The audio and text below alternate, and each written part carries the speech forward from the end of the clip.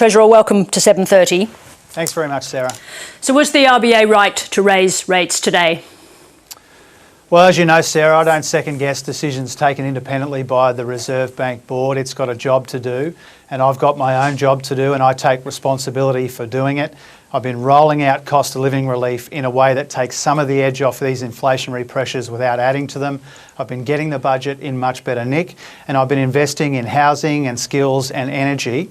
And across all of these areas, the evidence from the IMF, the Reserve Bank Governor's own comments, the Australian Bureau of Statistics shows that what we're doing is right for the times, but we acknowledge that today's decision is incredibly difficult for a lot of people. I'll come to that decision in just a moment, but I notice you say it all the time. You say independent Reserve Bank. Is your assessment of the economic outlook in Australia fundamentally different to theirs?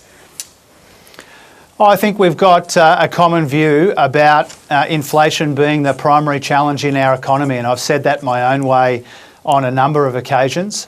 Inflation is the biggest concern around the kitchen tables, just as it's the major concern around the cabinet table and, of course, the Reserve Bank board table. And I guess we know what the problem is. The question is really about the diagnosis, what you should do about it, and whether you share the same outlook, the same view on how you should deal with it.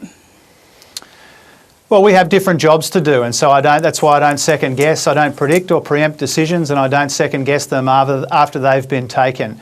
You know, I don't just acknowledge, I cherish the Reserve Bank's independence. I respect Michele Bullock and her independence. In fact, one of the key objectives of the Reserve Bank review that I'm trying to implement is about strengthening the independence of the Reserve Bank, not diminishing it. So you won't hear me second-guessing decisions taken independently by the bank. You will hear me taking responsibility for what I have control over: cost of living relief, getting the budget in better nick, and investing in the drivers of growth in our economy. Let me ask you this. I mean, there was an increase in the quarterly inflation figures, not a very big one, 0.2 percentage points. The biggest component of that increase was fuel. Can you explain to our viewers why decisions taken by OPEC and other oil producers should have an impact on how much Australians pay for their mortgage? Well, a lot of your viewers, Sarah, would understand that particularly in that 3-month period, July, August, September, there were wild fluctuations in the petrol price that people were paying at the bowser. And that's because some of the big oil-producing countries on the other side of the world took a decision to wind back on supply, and that pushed prices up. And so a big part, indeed, as you rightly point out, a biggest part of the most recent inflation data was the fact that we had a spike in that petrol price. Now, the Reserve Bank analyses the inflation data just like the government does, and they've come to this decision today. I think it's important to recognise, as Treasury officials did at Senate estimates not that long ago, that higher petrol prices actually had the same impact that higher interest rates do. Not many people can substitute out of how much they spend on fuel. And so that will also, I believe, when petrol prices are high, slow our economy too. And in that regard, it will have a similar impact as these interest rate rises which began before the election and continued after. You just talked about the Treasury officials before Senate estimates, and indeed, of course, the Governor was before Senate estimates. She said then, as she said again today, that the most significant cause here, the thing that she was most focused on, was persistent services inflation being fed by electricity, rent and wages. How will higher interest rates change that? Well, in lots of ways, these are appropriate questions for the Reserve Bank and for the Governor and the Board. What I would say about that, what I'd be prepared to say about that, is some of those areas where there have been price pressures, our cost of living relief is deliberately and carefully calibrated to take some of the sting out of that. So if you think about the rent inflation, the ABS has said without our efforts it would have been 2.5%, instead it was 2.2%. Childcare costs would have gone up, instead they went down in that quarter because of our efforts. Electricity would have gone up 18%, instead it went up 4%. Still too much. You know, we all want inflation to moderate further and faster, but there is substantial evidence from the ABS and from other places that the cost of living relief that we're rolling out is helping to take some of the edge off these pressures, including some of those that you just rightly identified. Now, you've pointed the finger of blame at large infrastructure projects as well, especially those put in place by the previous government. But isn't infrastructure central to shifting productivity? How do you get the balance right between the demands of productivity and not overheating the economy with too much new infrastructure build? Well, what we've said consistently is that we intend to deliver an infrastructure pipeline of $120 billion over the 10-year period. But we can't ignore these cost blowouts, which we think are something like $33 billion and could get even worse. We can't just pretend that those blowouts aren't there. And so we need to build the infrastructure to boost productivity in our economy, but we need to actually deliver it. And that's the difference between our approach and our predecessors. They announced something like 800 projects. The costs blew out. They had no chance of delivering them. And we take a more responsible, more methodical approach to that, deliver that pipeline, continue with projects which have already begun, but there will be instances where we might need to resequence some of these commitments so that we can actually build them and actually deliver them in an environment where the costs are blowing out. I just want to ask you a question on behalf of all viewers and all people trying to understand what's happening today, and bearing in mind that your predecessor, Paul Keating, was the great explainer-in-chief. Does it matter how long it takes for inflation to come down? Does it matter if it takes a little bit longer? Is it worth the pain that is being inflicted? Well, I think the higher interest rates obviously inflict more pain on people, but so does entrenched inflation. And this is the question that the Reserve Bank weighs up in the same way that the government weighs it up when it comes to our own responsibilities, and I've gone through them. And so we want to get on top of this inflation challenge as soon as we can. But it's not an exact science, is it? The prediction of what entrenchment means, what happens when inflation becomes entrenched? It requires a series of fine judgments. The Reserve Bank comes to its set of judgments on its own. The government, on my advice, comes to a set of decisions about the budget position and how we roll out cost of living. Inevitably, when it comes to difficult decisions, like the one we've seen today, like those we've seen in the first two budgets that Katie Gallagher and I have handed down, there are a series of fine judgments. We don't want inflation to be entrenched.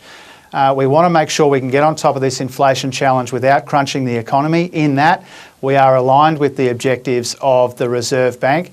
They've got their part to play in this. We've got our part to play in it. I take responsibility for what we are doing as a government. Well, let me ask you about that. How does today's increase, and indeed the possibility that there may be more to come, impact your government's plans to roll out spending in areas like social housing, for example? Will you have to slow down the rollout of some of those programs? We think that a substantial part of the inflation challenge is that there's not enough housing. And so we see housing as part of the solution rather than as part of the problem, a bit like the way we were thinking about infrastructure a moment ago. So long as we can afford it and sequence it and get it built and actually deliver it, that's the most important thing. And so housing is a key part of our plans to relieve some of these cost of living pressures. We're very committed to rolling it out. And that's why we've committed billions of dollars to it. But in every budget, Sarah, to go to your broader question, in every single budget, we try to make sure that we've got our economic settings right and our budget settings right to match the economic conditions. The IMF has endorsed our approach.